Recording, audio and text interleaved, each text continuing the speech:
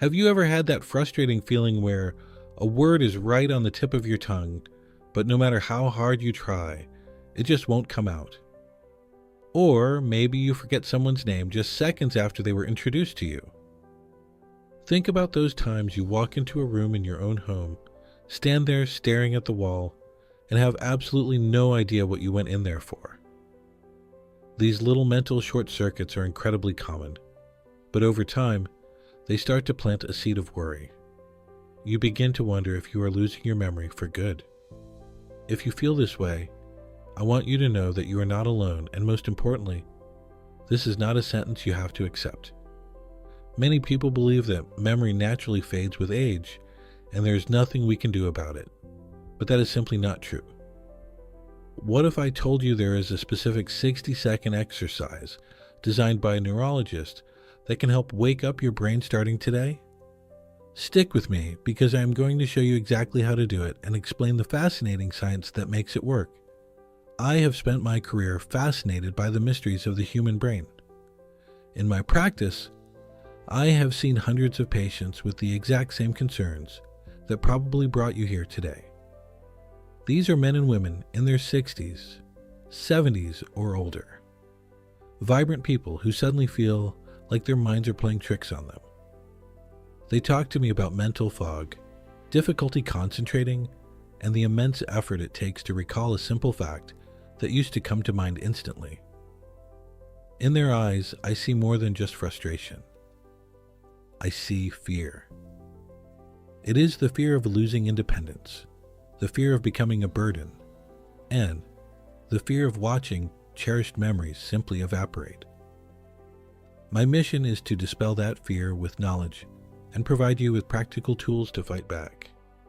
Modern neurology has confirmed something truly revolutionary. Our brains have an amazing capacity to change and repair themselves at any age. This ability is known as neuroplasticity. I want you to stop thinking of your brain as a machine that inevitably rusts over time. Instead, think of it as a garden. If you abandon a garden, weeds will grow and the flowers will wilt. But if you tend to it, water it, and provide the right nutrients, that garden can bloom again regardless of how many winters have passed. What I am sharing with you today is a form of cerebral gardening. It is an incredibly simple method that requires no pills and no expensive equipment. It is a 1-minute routine that anyone can do from the comfort of a chair. This is the same technique I have perfected with my patients, often leading to results that they could hardly believe at first. Let's address the most damaging myth about our minds: the idea that losing your memory is a normal and inevitable part of getting older. Society repeats this message constantly, through jokes and media, until we eventually accept it as an absolute truth. When we misplace our keys, we sigh and blame our age. This line of thinking is poisonous because it leads to resignation. If we believe there is nothing to be done, we stop trying. We stop challenging our minds, and without realizing it, we actually accelerate the very process we fear. We give up before the fight has even begun. However, science reveals a different reality. I have studied individuals I call super-agers, people in their 80s and 90s with minds as sharp as someone in their 50s. Their secret isn't just luck or genetics. The common denominator is a lifestyle that keeps the brain active and nourished. Whether intentionally or not, they have been practicing neuroplasticity their entire lives. Neuroplasticity is the brain's ability to create and reorganize its connections. Imagine the pathways in your brain as trails in a thick forest. When you learn something new, you create a trail. Every time you repeat that action or recall that information, the trail becomes wider and easier to walk. If you stop using it, the weeds take over and the path disappears. But if you use it often, it becomes a highway. The incredible part is that this capacity does not vanish as we age. It is always there, ready to be utilized. This means that even if some of your neural paths have weakened, you have the power to build brand new ones. The exercise I'm about to teach you is a precision tool for doing exactly that. It is a short but intense routine that forces your brain out of its usual autopilot mode. By combining a simple physical movement with a mental challenge, we create a synergy that is far more powerful than doing either task alone. To understand why this works, let me tell you about a patient of mine named Raymond. He came to see me at 78 years old, brought in by his daughter who was deeply concerned. Raymond was a retired carpenter, a man who had spent his life using his hands and mind to create beautiful, precise things. But lately, his brain was failing him. His daughter told me he was fading away. He used to be the life of the party, but now he would go silent in the middle of a sentence because he forgot what he was saying. He even struggled to remember the name of his youngest grandson.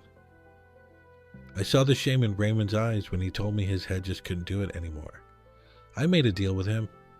I asked him for just 1 minute of his day for 4 weeks.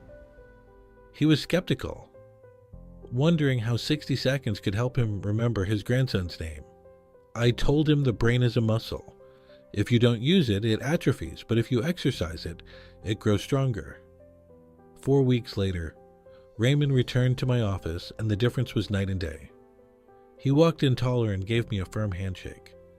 His daughter was nearly in tears as she explained that he was suddenly remembering stories from decades ago with perfect clarity. Raymond admitted he felt a bit silly doing the movements at first, but after a week, he felt more awake. By the second week, he could follow the news without getting lost. It was as if a closed window in his mind had been flung wide open. Raymond's story isn't a miracle. It is a real-world example of neuroplasticity in action. Now, it is your turn to learn how to use it. Find a chair and prepare to do this with me. All you need is 60 seconds of focused attention. Remember, the key is not physical strength, but concentration. We are going to divide this minute into 2 30-second parts. Start by sitting on the edge of your chair with your back straight, but relaxed. Keep your feet firm on the floor, about hip-width apart, and rest your hands on your thighs. Close your eyes for a moment and take a deep breath in through your nose. Then exhale slowly through your mouth to release any tension. Now, open your eyes. The first 30 seconds are for activation and oxygenation. The goal here is to increase the flow of oxygenated blood to your brain and engage your coordination centers. While keeping your hands on your thighs, slowly lift your right arm straight in front of you until it is parallel to the floor. As you lift your arm, inhale deeply and slowly through your nose, counting to 4 in your head. Then, slowly lower your arm back to your thigh, while exhaling through your mouth for another 4 count. Immediately repeat this with your left arm. Lift while inhaling, lower while exhaling. Continue this rhythmic, alternating movement for 30 seconds. This controlled breathing calms your nervous system and delivers the fuel your neurons need, while the coordination starts to wake up the different hemispheres of your brain. Now we move into the final 30 seconds, which is the mental challenge. This is where we light the spark of neuroplasticity.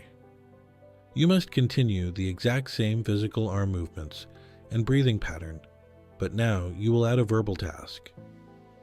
This double tasking forces the frontal lobe, the cerebellum, and the temporal lobe to communicate intensely. While you move your arms, you're going to name items from a specific category out loud. Let's start with something simple like fruits. As you lift your right arm and inhale, say, apple. As you lower it and exhale, think of the next one. As you lift your left arm and inhale, say, banana. Continue with orange, strawberry, grape, and so on. Do not worry if your mind goes blank for a second.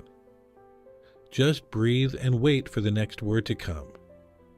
The goal is to keep your brain in an active search mode while your body is in motion.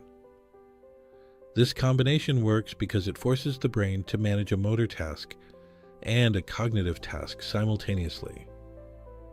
It is like asking an orchestra to play 2 different melodies at once. To make it work, your neurons have to create new harmonies and connections. To get the most out of this, you must focus on progression because the brain is smart. If you do the same thing every day, it gets bored and stops growing.